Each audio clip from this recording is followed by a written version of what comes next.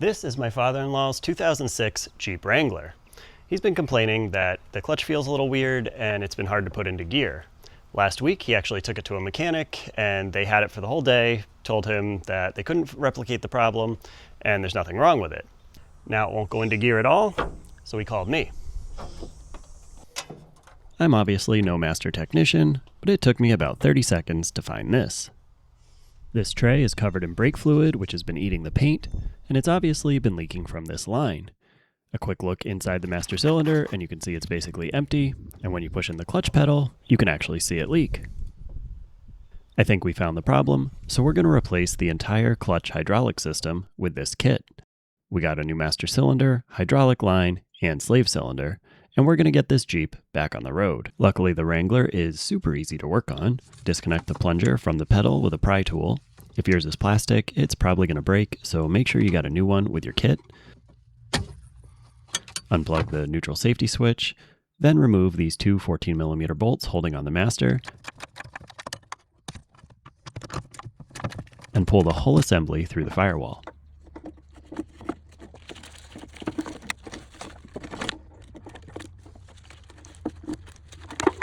This Jeep already removed the bracket holding on the clutch line. If you live in a southern state, yours may still be attached. Now we can move under the car and remove the two 13mm nuts that hold the slave cylinder onto the transmission. These were pretty rusty, so I soaked them in penetrating oil before I started. They're also kind of tricky to get off, especially that top one. I used a wrench to break them loose, then a ratcheting wrench to get them off. The bottom nut came off pretty easy for me, but the top one was a struggle and I ended up pulling out the entire stud. I pulled the slave cylinder out of the transmission and decided to ignore all the clutch dust that I saw in there. I removed the line from this bracket and then went back up top to pull everything out.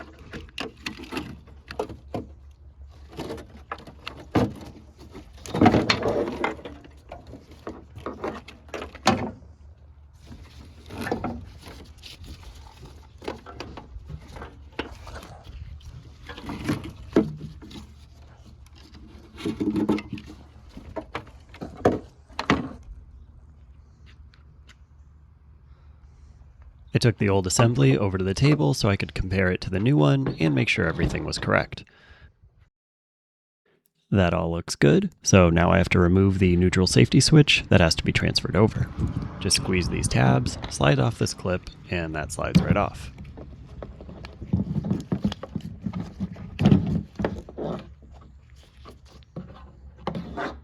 Slide the switch on the new rod and clip it into place.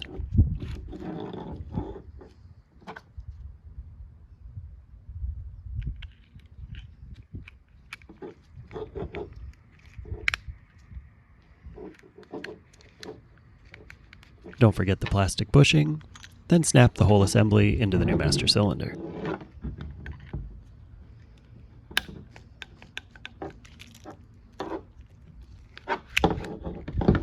While it was all apart, I cleaned the brake fluid and loose rust off that tray under the master cylinder. To keep it looking pretty, I sprayed a few coats of rust reformer, and now that it looks just as good as the day it left the factory, I can get started installing those new parts.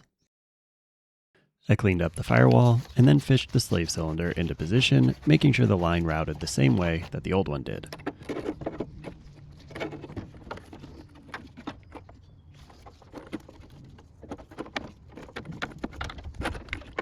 I found it easier to get the slave cylinder into position first.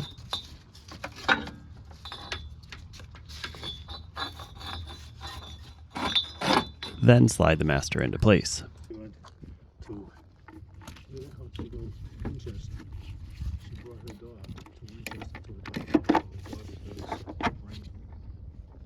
Plug in the switch and reattach to the bracket.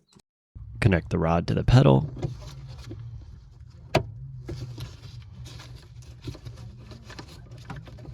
And snug up the two 14mm nuts. This kit says it comes pre-bled, but I decided to bleed it myself just to be safe. The robots on the internet told me to bleed the clutch on a Jeep. You need to push the plunger on the slave cylinder in and out about 20 times until the bubbles stop.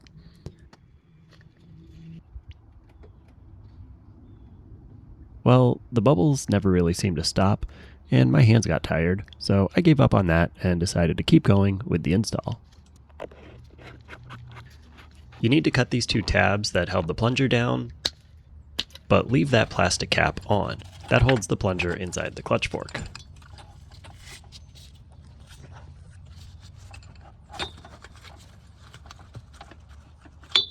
Make sure you have that lined up properly when installing, then snug up the two 13mm nuts. Make sure the hydraulic line is secured in this bracket. Double check everything is oriented properly, and then you're ready to road test. The clutch pedal feels completely different. It's firm, consistent, and most importantly, the transmission actually goes into gear now.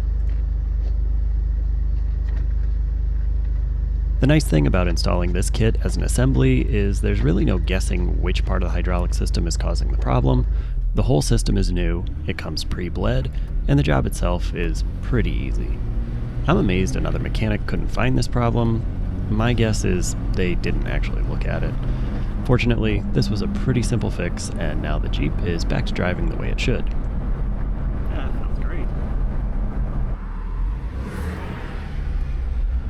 In case it's not obvious, this is my first time using a GoPro in car. Even though you can't quite see it, the transmission is shifting perfectly, so let's get this thing back home. Well, that was definitely our issue. This thing shifts great now. I'll leave links to all the parts I used down in the description.